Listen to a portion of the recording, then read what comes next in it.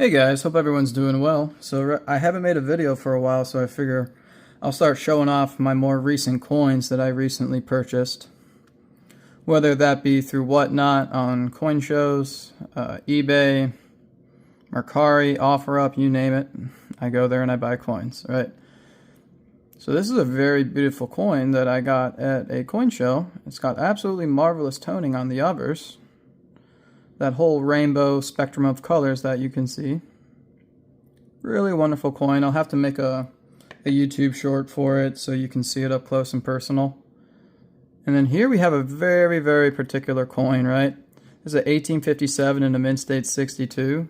I'm going to make a whole video about this because this is like semi-proof like coin, right? It's hard to tell in this video in lighting.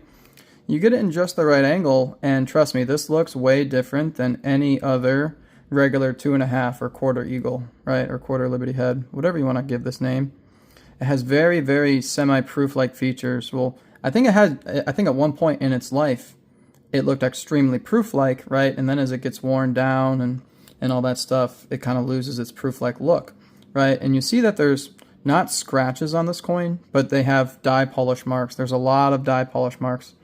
And when I make a more close-up video of this coin, you'll be able to see that more clearly.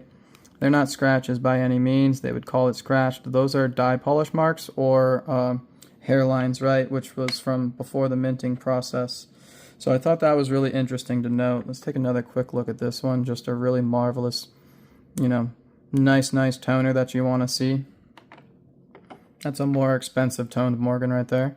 And then here we have a seated Liberty Quarter, 1876S, which is cool because it's like the centennial anniversary, 100 year of the United States. So that's pretty cool. Really nice looking coin. It looks a little bit closer to mint state when you look at the reverse.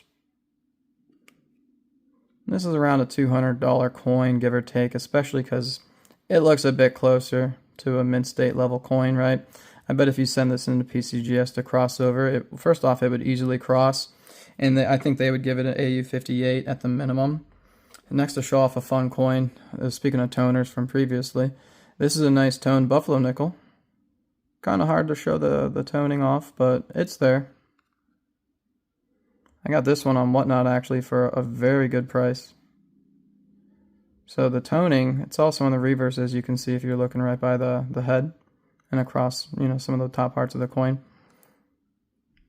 And that increases the value tremendously, especially on a buffalo nickel, because this is a more rare coin that'll tone.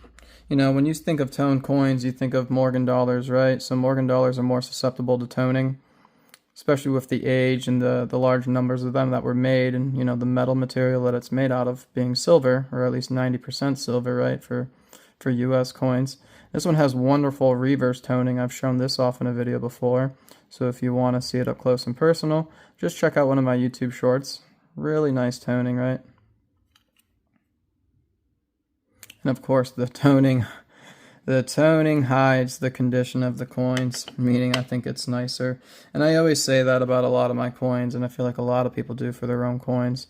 But, objectively speaking, I think it's really nice for the grade. I only buy coins that are nice for the grade, right? So, of course, I'm going to think that because I thought that before I bought it. I think that's a good point to argue right there. This one has really nice toning on each side of the coin. Not a very colorful toning, but toning nonetheless, like that gold or some sort of like dark purple toning. Really fine strike too, of course, because it's an 1880S. And I went ahead and marked semi-proof like for the fun of it, just so I know in the future too, hey, this is one of those nicer specimen coins, right? I think you can even throw a 64 plus on here. Kind of hard to capture all the toning in that one. Let's show off this one. This is a fun coin to get too because of the variety. It's got the arrows and rays, which I think makes for a very pretty looking coin. So the rays being those lines surrounding the eagle. I get a close-up shot of that. A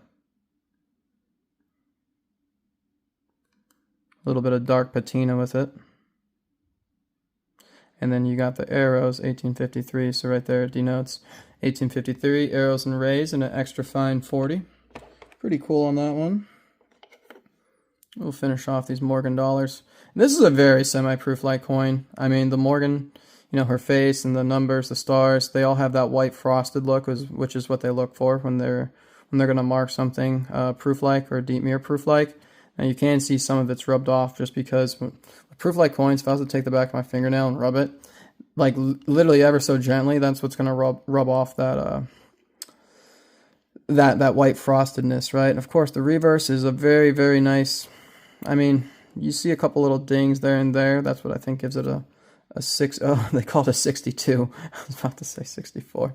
This is an undergraded coin. I don't care what anyone says. Because it looks proof-like, all the marks on the coin are going to show way, way more than it would if it wasn't so finely struck, right? The finer the strike, the more worn down it looks very quickly compared to other ones that aren't finely struck, right? So I understand why they didn't call this proof-like, because the reverse doesn't look quite as proof-like as the obverse does. But say this was sent in to like ICG or ANACS, where I think they mark obverse proof-like, I think they might have marked it on this one. But that's why I put semi-proof-like. No shame in doing that, no harm in doing that. Let's go to this one down here. This is a proof 68, so 1962. This is a silver $50. You can even see the reflection in the camera, so it looks a little bit cameo, right? Of course, they didn't mark it cameo because I think the person who sent this in, I think they sent in like a horde of them, like over 100. No, I think they sent closer to like 200 or 300 of them in, so I think the grader just got tired at one point, and then he was being very picky and choosy of which ones were getting cameo or deep mirror cameo, or whatever it's called, designations. You've probably seen this one before. This one has that interesting mark that's right there. It's not a scratch of any sort. It's the metal being pressed together. Kind of hard to see. It's above that one sun ray. So that's kind of interesting. See that? Kind of like a broken ray, but it kind of goes off. It appears like a kind of like the letter L in a way, or it looks kind of like a boomerang.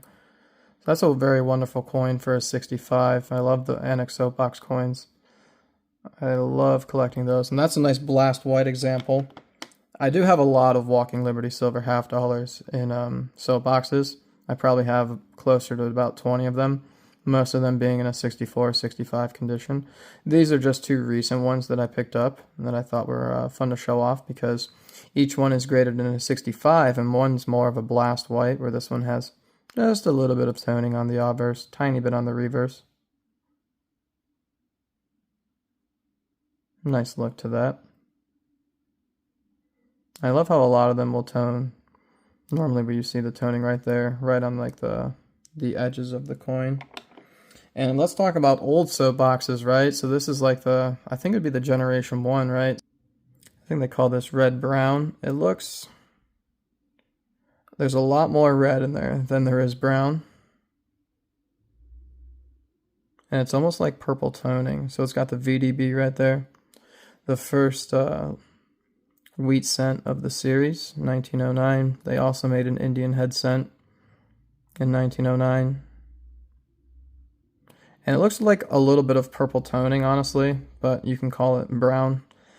They can get tricky when you're grading Indian head cents or wheat cents, right? Or even Lincoln cents or memorial cents when they're copper, because if they tone a little bit, they're gonna call them red brown or brown, and that just looks a little bit like purple toning. I have to do a nice close-up video, but either way, it's cool to get a coin like first of the series in a soapbox holder, and not just a soapbox holder. The genie label, right? So there it is, right there, the genie lamp.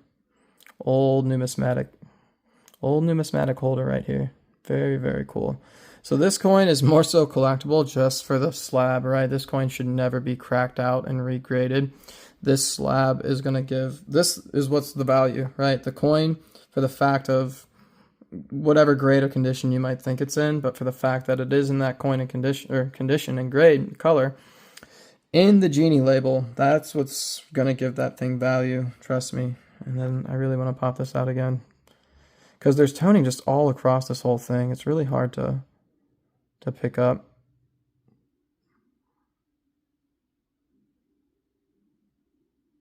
Really nice.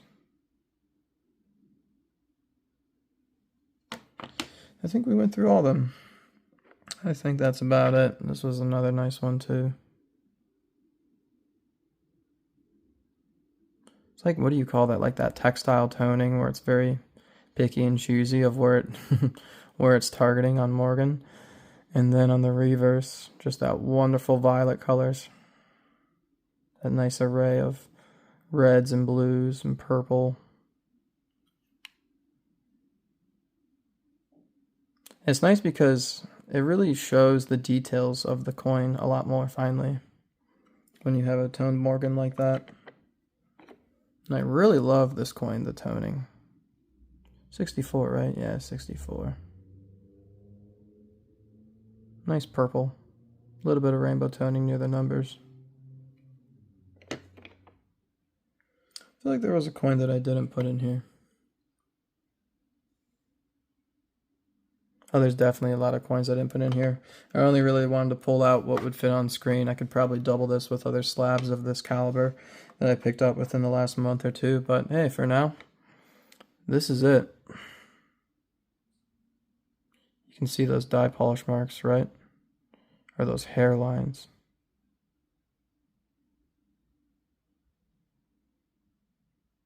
And that little bit of rub on it has kind of taken away the proof-like look to it.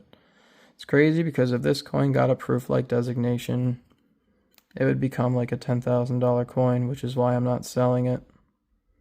I actually had someone offer me $1,200 for it and I turned it down.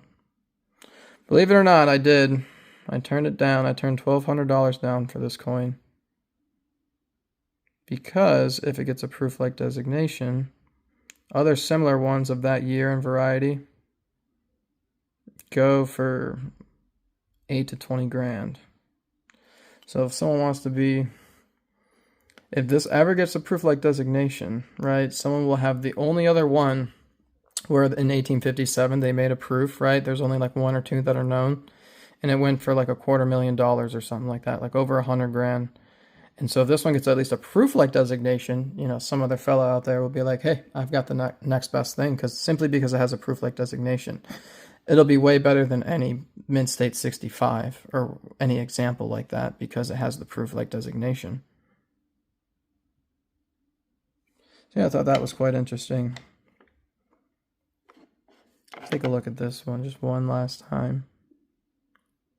It really does look close to a Mint State example. I know it's kind of hard to focus and see. Some good luster left in this coin. Reverse looks really nice. Great feather details. There's just a little bit of rub in the plain spots of the coin. A little bit of rub over the devices. Just a little bit. But that's why grades like Mint State 60 and 61 exist. I'm just kidding. But of course I'm going to be prejudiced towards my coin. But I bought this coin because I thought it was nice for the grade, right? You got to keep that in mind. Well, thanks for watching.